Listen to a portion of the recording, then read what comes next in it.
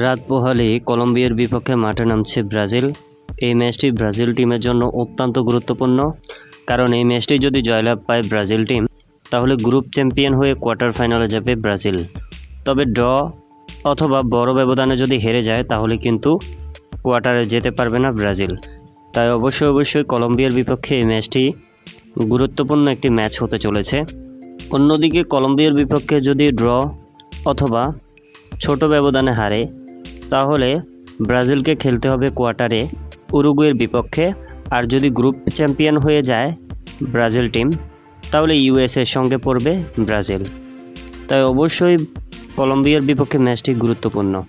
এবার ব্রাজিলের সঙ্গে খেলা নিয়ে কথা বলেছেন কলম্বিয়ার অন্যতম প্লেয়ার লুইস দিয়াস বলেছেন, ব্রাজিল অনেক শক্তিশালী একটি দল, এটা নিঃসন্দেহে সবারই জানা। আমার বিশ্বাস সুন্দর একটি ম্যাচ হবে। আমাদের দল প্রস্তুত রয়েছে, কেননা আমরা গত 25 ম্যাচ হারিনি, যার কারণে আমাদের আত্মবিশ্বাস রয়েছে এবং আমরা চাইলেই ব্রাজিলকে হারাতে পারবো। এমন কথাই বলেছেন লুইস দিয়াস।